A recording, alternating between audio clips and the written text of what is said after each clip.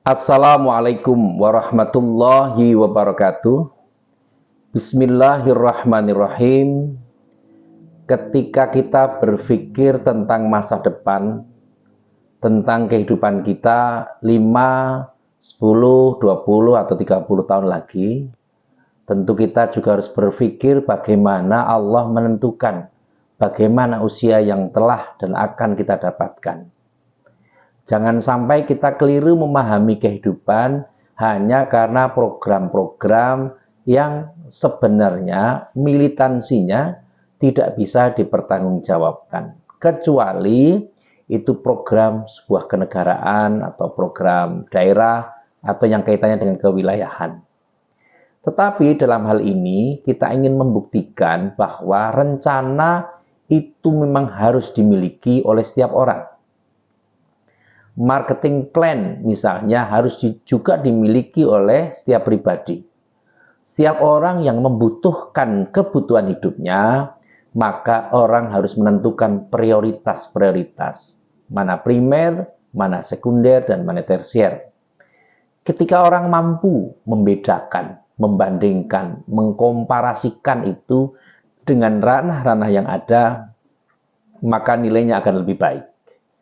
Tetapi jauh daripada itu, agama menjelaskan bahwa ketika kita memikirkan dunia, itu jangan berlebih-lebihan, karena akhirat pun juga harus dipentingkan.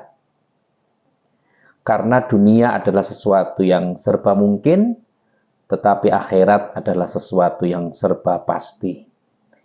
Kita ingin mendaftar menjadi lurah, menjadi camat, atau menjadi pejabat lain, mungkin bisa diterima, mungkin bisa tidak. Tetapi ketika malaikat Israel mendatangi kita, maka tidak ada sesuatu yang bisa kita jawab. Kita tidak bisa semoyo atasnya, tidak bisa menolak walau hanya sekejap. Sehingga yang paling penting adalah mempertimbangkan dzurriyyah kita, anak-anak kita, untuk menjadikan generasi pengganti mewakili kondisi kita untuk bisa lebih baik. Tentu kita tidak boleh muluk-muluk untuk menargetkan, misalnya, anak saya supaya hafal Quran, anak saya supaya hafal ribuan hadis, atau sesuatu apapun. Kita kembalikan pada kita sendiri.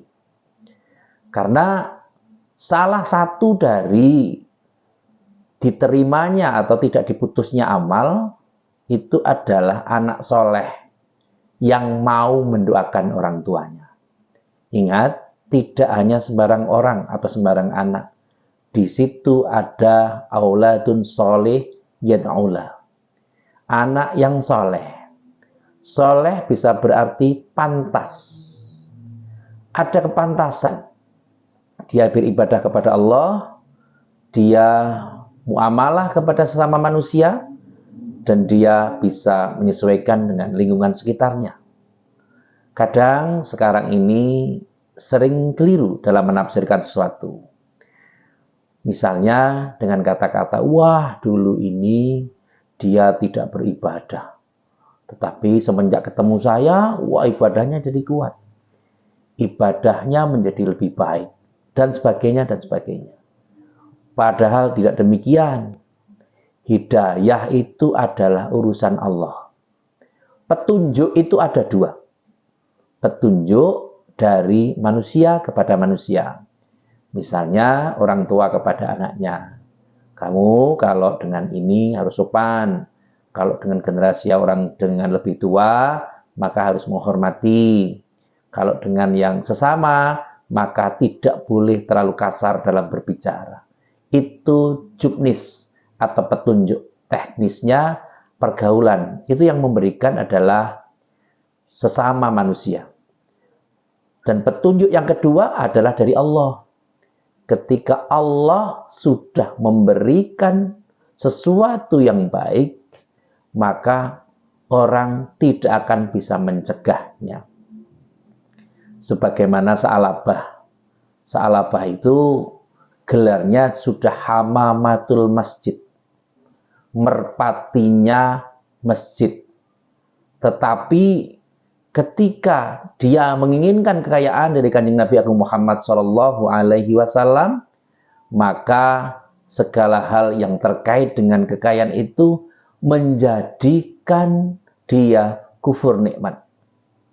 Oleh karena dia menginginkan waktu itu beternak kambing, dan kambingnya sangat banyak, dan diminta untuk berzakat, maka hanya kata sepele yang disampaikan Sa'labah. Wah, kalau begini namanya pemerasan. Ketika Allah tersinggung, maka dosanya Sa'labah tidak bisa diampuni oleh Allah Subhanahu wa Ta'ala.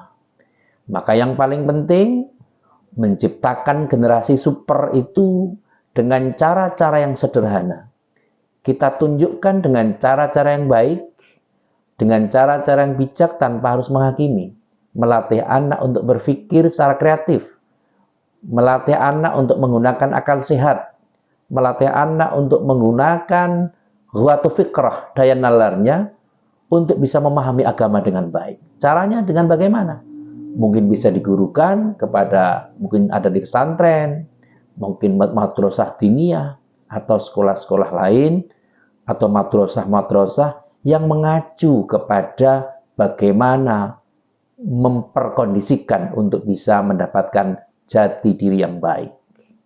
Intinya adalah untuk menciptakan generasi soleh tidak bisa dilakukan dalam waktu yang singkat.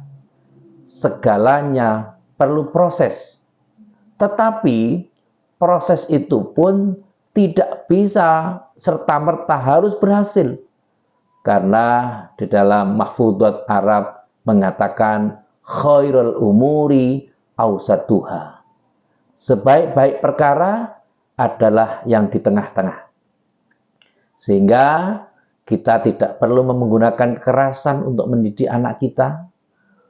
Juga jangan terlalu lembut, tetapi menyesuaikan dengan situasi dan kondisi.